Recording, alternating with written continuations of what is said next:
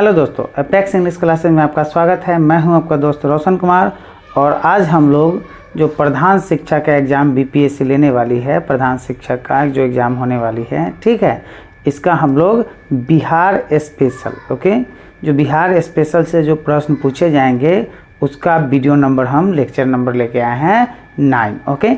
8 video lecture हम पहले ही क्या कर चुके हैं, करवा चुके हैं। अगर यह नहीं देखे हुएगा तो प्ले लिस्ट बना हुआ है मेरे चैनल पर, एपेक्स इंग्लिश क्लासेज बाय रोशन सर के नाम से यूट्यूब चैनल है। वहाँ पे प्ले लिस्ट बना हुआ है प्रधान शिक्षक टारगेट कोर्स के नाम से, उसमें जाके आप सारा वीडियो देख सकते हैं। मैंने सेट प्रैक्टिस भी करवाया है। 10 सेट प्रैक्टिस करवा दिए हुए हैं और भी सेट प्रैक्टिस हम करवाएंगे। टोटल A to Z जो है आपका सिलेबस हम कवर करवाएंगे प्रधान शिक्षक के लिए, ठीक है। तो हमारे साथ बने रहिए और देखते रहिए और तैयारी करते रहिए। हम लोग टारगेट रखे हुए हैं कि 125 प्लस ऐसा तैयारी किया जाए कि 125 प्लस मार्क्स ले आए, ठीक है, जिससे हमारा सिलेक्शन में कोई दिक्कत ना हो। अगर चैनल को सब्सक्राइब नहीं किए हुएगा तो सब्सक्राइब कर लीजिएगा, क्योंकि जो भी वीडियो हम डालेंगे तभी आपको पता चलेगा। जब आप सब्सक्राइब किए रहिएगा तभी आपको नोटिफिकेशन मिलेगा कि मैंने कोई वीडियो अपलोड किया है और उसको हम देख ले। ठीक है, तो सब्सक्राइब कीजिएगा और जितने भी दोस्त हैं आपको उनको क्या करना है, इस वीडियो को शेयर करना है, ठीक है। चलिए हम लोग देखते हैं मौर्योत्तर बिहार। बिहार स्पेशल में हम लोग देखते हैं मौर्योत्तर बिहार, मतलब मौर्य साम्राज्य के बाद, है ना, उसके बाद जो बिहार था या बिहार हुआ वो कैसा था।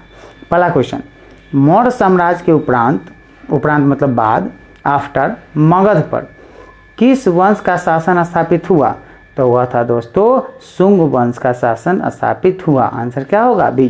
किसके साम्राज्य का? मौर्य साम्राज्य के उपरांत मगध पर किस वंश का शासन था? तो था शुंग वंश का शासन स्थापित हुआ था। आंसर क्या होगा? बी। शुंग वंश का शासन काल जो है 185 ईस्वी से 75 ईसा पूर्व तक रहा था, ठीक है। चलिए, शुंग वंश का संस्थापक था, तो शुंग वंश का संस्थापक था पुष्यमित्र शुंग। इसका पूरा नाम क्या है? पुष्यमित्र शुंग, शुंग वंश का संस्थापक था, ठीक है। और पुष्यमित्र शुंग का जो शासन काल था 185 ईसा पूर्व से 149 ईसा पूर्व तक रहा था, ठीक है। किस शुंग शासक ने पाटलिपुत्र में स्थित कुक्कुट राम, क्या है, कुक्कुट राम बिहार को 3 बार नष्ट करवाने का प्रयत्न किया? किस शुंग शासक ने, वो शुंग शासक का नाम पूछ रहा है जो पाटलिपुत्र में स्थित कुक्कुट राम बिहार है, इसको 3 बार नष्ट करवाने का जो प्रयत्न किया था वह किया था पुष्यमित्र शुंग ने। आंसर क्या होगा? सी। पुष्यमित्र ने ब्राह्मण धर्म का पुनरुद्धार तथा बौद्ध के साथ उत्पीड़न और आक्रामक व्यवहार किया था, ठीक है। चलिए नेक्स्ट क्वेश्चन देखिए।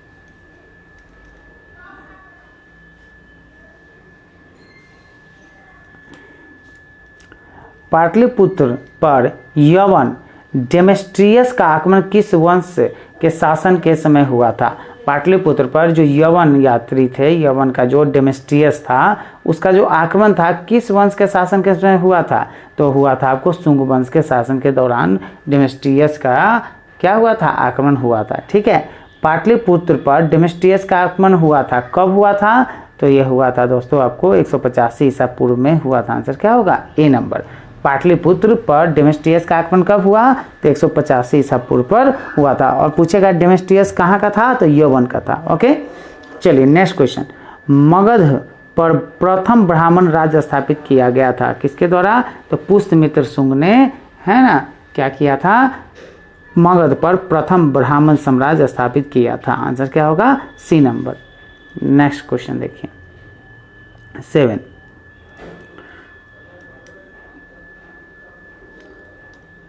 शुंग वंश के पतन के बाद मगध पर किस वंश का शासन स्थापित हुआ?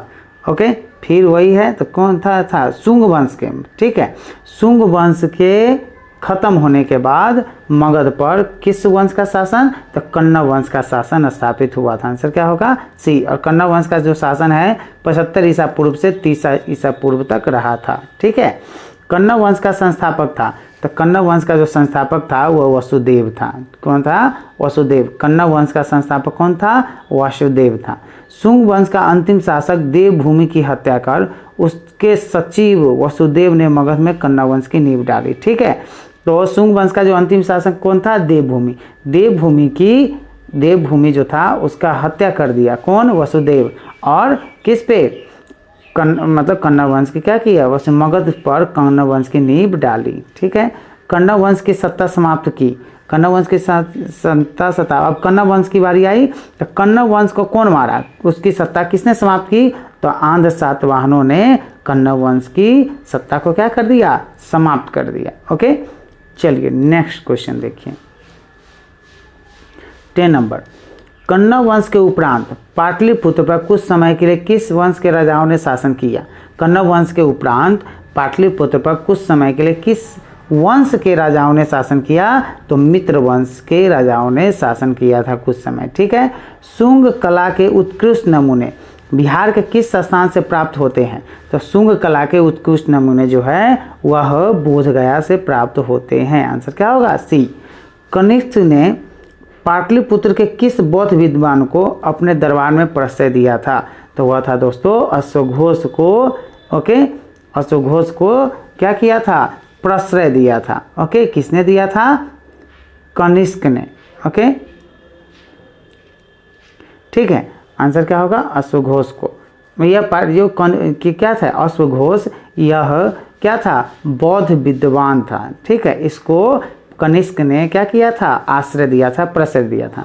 कनिष्क पाटलिपुत्र के राजा को बुरी तरह परास्त किया तथा हरजाने के रूप में वह यहाँ के से अश्वघोष बुद्ध का भिक्षा पात्र तथा एक अद्भुत मुर्गा ले गया था। ठीक है, चलिए 13 नंबर क्वेश्चन।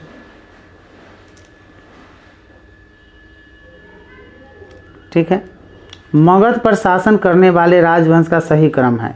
मगध पर शासन करने वाले जो राजवंश है उसका सही क्रम क्या है? पहले कौन आया? तो पहले हर्यक आया, उसके बाद शिशुनाग आया, उसके बाद नंद आया, उसके बाद मौर्य आया, उसके बाद शुंग आया, उसके बाद कन्नौज आया। ठीक है, चलिए नेक्स्ट क्वेश्चन देखिए। शुंग वंश की राजधानी थी, तो शुंग वंश की राजधानी पाटलिपुत्र थी। आंसर क्या होगा? D number. ओके, चलिए 15 नंबर क्वेश्चन देखिए। कन्नड़ वंश की राजधानी थी, कन्नड़ वंश की राजधानी पाटलिपुत्र थी। कलिंग शासन खारवेल ने, कलिंग का शासक कौन था? खारवेल ने मगध पर आक्रमण किया था। तो कब किया था? तो यह किया था 1ली शताब्दी ईसा पूर्व के अंत में। ओके, कलिंग का जो शासन खारवेल था उसने मगध पर आक्रमण किया था। आंसर क्या होगा? ए। चलिए नेक्स्ट क्वेश्चन देखते हैं 17। कलिंग नरेश खारवेल ने कहाँ से कीमती उपहार प्राप्त किया था? तो कलिंग नरेश खारवेल था, उसने कहाँ से कीमती उपहार उसको कहाँ से मिला था? तो मिला था आपको अंग एवं मगध से मिला था। आंसर क्या होगा? ए नंबर। उपहारों में जिन प्रतिमा तथा पद चिन्ह शामिल है। ठीक है, उपहारों में जिन की प्रतिमा तथा पद चिन्ह शामिल है। आंसर क्या होगा? कुषाण साम्राज्य के पतन के उपरांत संभवतः मगध पर शासन रहा। किसका शासन रहा? तो लिच्छवियों का शासन रहा। आंसर क्या होगा? बी। कुछ इतिहासकारों ने या कुछ इतिहासकारों के अनुसार मगध पर शक मृदु क्या है मुरुंडों का नियंत्रण हो गया था। ठीक है, चलिए नेक्स्ट क्वेश्चन देखिए 19 नंबर। गार्गी संहिता में पाटलिपुत्र पर यवनों के आक्रमण, डेमेस्ट्रियस यवन का था, यवनों के आक्रमण का उल्लेख है। यह आक्रमण किसके शासनकाल में हुआ था? तो यह आक्रमण जो है पुष्यमित्र शुंग के शासनकाल में हुआ था। आंसर क्या होगा? D number. सुप्रसिद्ध बौद्ध विद्वान अश्वघोष को प्रश्रय देने वाला शासक था, कौन था? तो यह था कनिष्क था। ठीक है, कौन था? कनिष्क। ठीक है, अब मिलते हैं नेक्स्ट वीडियो में। ठीक है, तब तक के लिए जय हिंद, जय भारत।